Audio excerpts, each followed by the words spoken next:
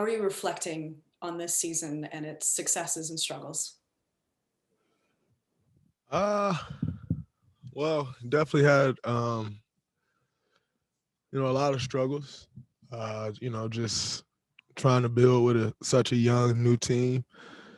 Uh, had quite a few rough patches there along the way.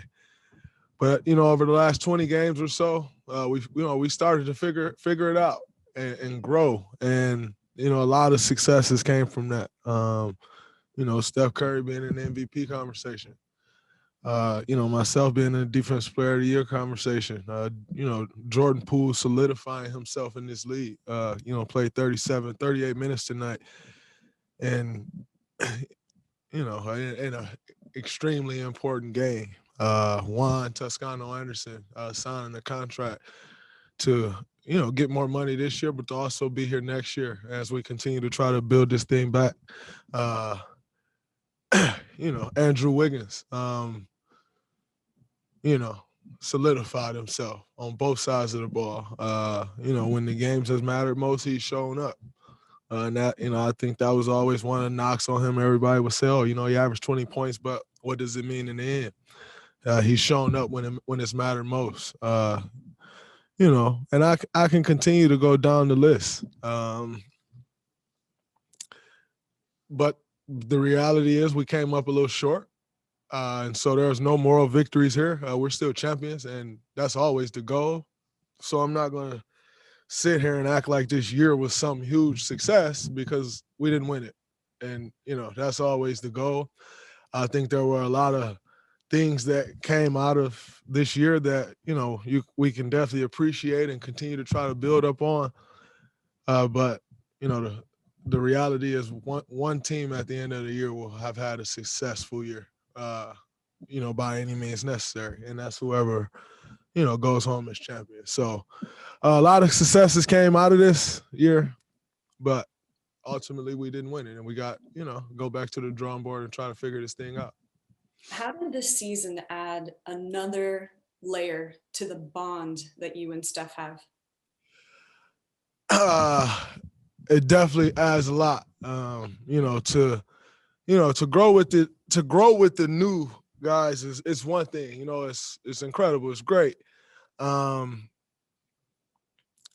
to grow with Steph through all the troubles of growing with the young guys was special.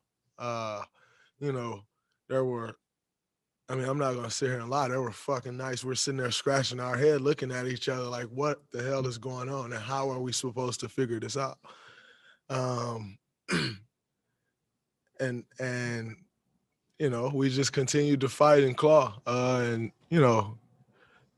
I think what I saw from Steph and the way he grew, not only as a player but as a leader this year, was incredible. At times where it felt like this team wanted to quit. When it felt like there was no hope. Man, that guy just kept going at it and kept going at it and kept going at it. His work that he was putting in didn't waver at all. His confidence that he took the floor with didn't waver at all, no matter what the situation was. And as someone who's played with him for 9 years now, that was the most impressive thing I've ever seen from him. I know the year was incredible. The shots were incredible. The scoring, all the things that he did was incredible. But what I took away from this year is how he grew as a leader. He stood out in front of us and gave us all someone to follow. And that was the coaching staff. That was everyone. He gave all of us someone to follow. And it was incredible to follow him. And because of that, we're right here. We had a chance. We had 2 cracks at it. We failed, but we gave ourselves a chance. And at the end of the day, that's all you can ask for. And a lot of that is due to the way he led this group. It was really special to be a part of this group and follow him. It was great, and I enjoyed that. And in that, our bond definitely grew way stronger. And you know, we got a lot more hell to cause, a lot. So looking forward to it. Next question is from Anthony Slater. Yeah, Draymond, I don't know the next time we're going to get the chance to talk to you. Do you have any thoughts on what maybe roster reconstruction tweaks are needed this summer, and how involved do you expect to be in those conversations? I expect to be extremely involved. It's just the way it's got to be. I definitely expect to be extremely involved. As you know, you have to dive in. You know, this, like I said, this was looking back on this year, I think there were a lot of successes that came out of this year, but we did not win a championship. So you have to go back to the drawing board and try to figure it out. And that's what we're going to do. That's what I'm looking forward to it. I think there are some things that need to be discussed between myself, Steph, Clay, coach staff, front office. Like this has always been a group thing. We've always done it all together, and this summer it's extremely important that we do sit down, go back to the drawing board as one. If we're going to get back to where it is that we want to go, those conversations has to be had, and I'm looking forward to having them. Wes Goldberg, Bay Area News Group. Draymond, kind of piggybacking on that, how close do you think you guys are to getting to where you want to be? We're not in the playoffs, so we're a ways away. I may go to Mexico tomorrow or something, but that's not to a gym. That's not to an arena. That's not flying to Utah. So we got a ways to go because we're not in the playoffs. So we're far away. Because in order to win a championship, you gotta be in the playoffs. So we're clearly a ways away. A few tweaks here and there, and we're not that far. But right now we're a ways away because we're not in the playoffs. Next question is from Marcus Thompson. Draymond, you played 43 games last year, many of them as the only vet. And now you put in most of this year. How do you feel after a season like this? How does your game feel? And obviously next year you're going to be central to this championship you're talking about. Just can you talk about how you feel and how the season has been for you? The season has had its highs and it's had its lows. I think ultimately ending on a pretty decent note.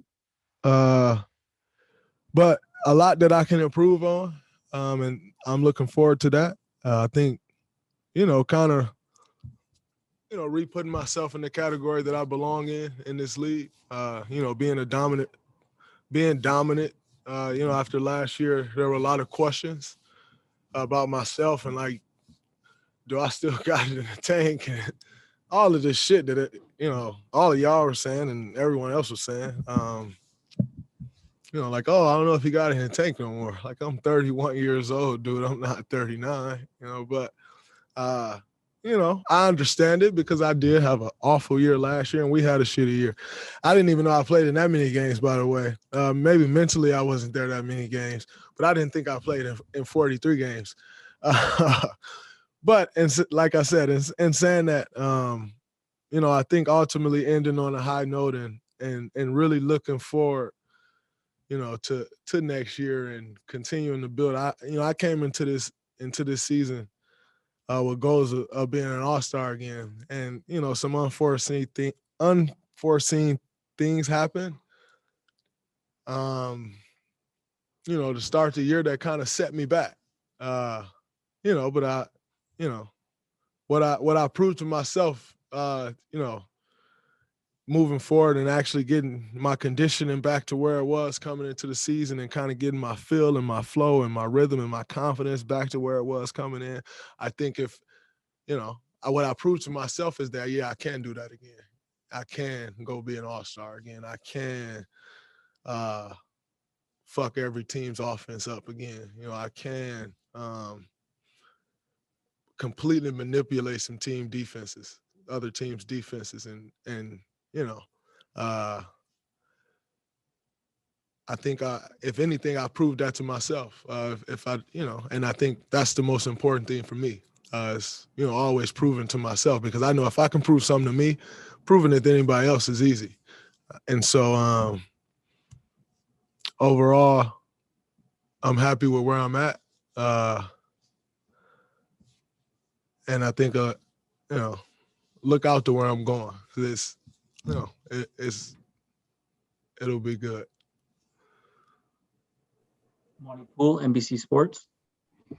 Draymond, you guys had, like you mentioned this earlier, so many guys coming in and out of the lineup. You had injuries here and there, rotation changes here and there. The last 6 weeks, though, you guys wrote an 8-man rotation and wrote it hard. Do you think at the end that some of that caught up with you guys in the last couple of games? Because it looked like at times, and Steve mentioned this, he thought there might have been some fatigue going on, but just what did it mean to you to go these last 6 weeks with an 8-man rotation and grind it out? Super proud of the group for, you know, actually grinding through that, because it was tough. You know, as we know, the schedule wasn't easy, you know, with the travel and you know, all the COVID testing, you know, getting up early in the morning, testing late at night. You know, there was times where we tested 3 times a day. And this wasn't like, you know, a 5-hour period. This was 8 to 9 a.m., 5 to 6 p.m., and 10 to 11 p.m. Like, there were a period of the season where we did that daily, you know, and so the mental fatigue,